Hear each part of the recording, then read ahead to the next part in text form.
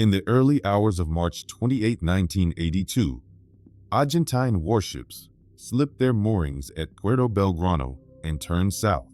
On board were hundreds of Marines, live ammunition, and the gravity of men carrying out orders that, once executed, could never be taken back. The destination, a windswept archipelago in the South Atlantic, home to barely 1,800 people, and a British flag. The men who sent those ships believed they were making a calculated risk. They had convinced themselves of something that defies belief, that Britain would not fight.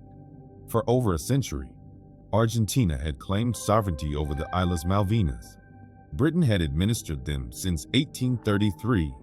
By 1982, a colonial remnant sustained by inertia, not strategy. Decades of talks and UN resolutions yielded nothing. Argentina was governed by a military junta in power since 1976, presiding over a nation in crisis. Inflation passed 180%. Industry collapsed. Patience frayed. In December 1981, General Leopoldo Galtieri assumed the presidency, inheriting a restless country and a regime unsure how long it could hold the national mood. Within weeks of taking office, Galtieri and Admiral Jorge Anaya, commander of the Argentine Navy, began advancing an idea that had circulated in military circles for years. The Falklands, they appeared to have concluded, represented something beyond a territorial grievance, an opportunity. A successful occupation would fulfill a national cause every Argentine could rally behind. Planning began in January 1982. The blueprint was straightforward.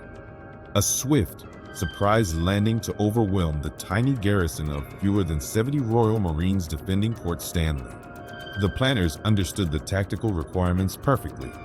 The question that haunted the enterprise was not how to take the islands. It was what would happen after. And here lies the central enigma of the Falklands crisis, the question around which the entire tragedy turns. Why were they so certain Britain would not fight? The historical record, pieced together from diplomatic cables and post-war testimony, does not offer a single smoking gun order. What emerges instead is something more subtle and more dangerous. A shared assumption that hardened, over weeks and months, into unshakable conviction. The junta appears to have calculated that Britain, a former imperial power still adjusting to its diminished post-war role, with no vital economic stake in the South Atlantic and a government consumed by domestic austerity, would ultimately accept a fait accompli. Diplomats and military figures within the regime reinforced this view.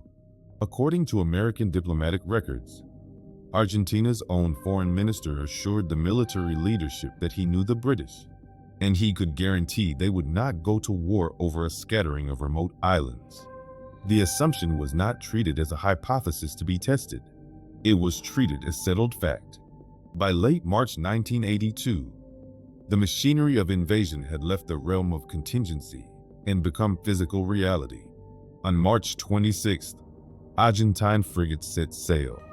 On March 28th, a battalion of Marines embarked aboard the landing ship Cabo San Antonio, and the main invasion force departed Puerto Belgrano under the cover story of naval exercises with Uruguay.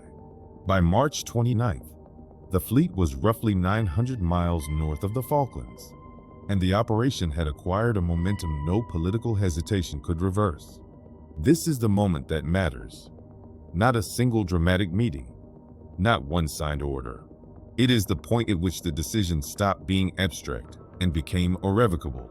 Thousands of tons of steel, hundreds of men, and the weight of an entire regime's credibility were now in motion across the open sea.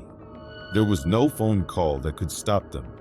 No last-minute diplomatic warning could turn them back without an admission of catastrophic error that no military government could politically survive.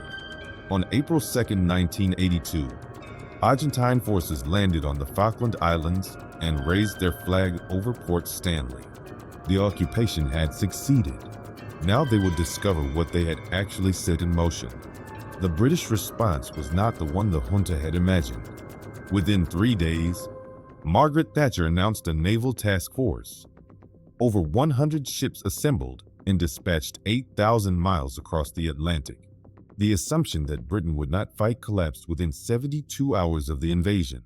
What followed was a war neither side was ready for, Argentina least of all.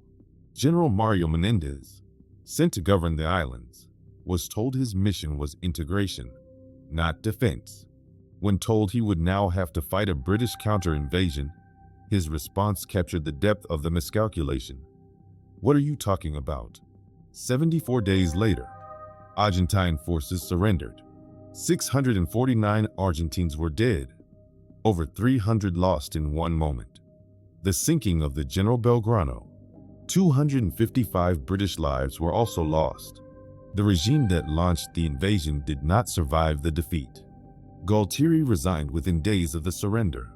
The junta collapsed, and by the following year, Argentina returned to civilian rule. The islands remained British. The invasion had achieved the opposite of its purpose. The Falklands invasion was not a gamble the junta knowingly took against long odds. It was something more unsettling.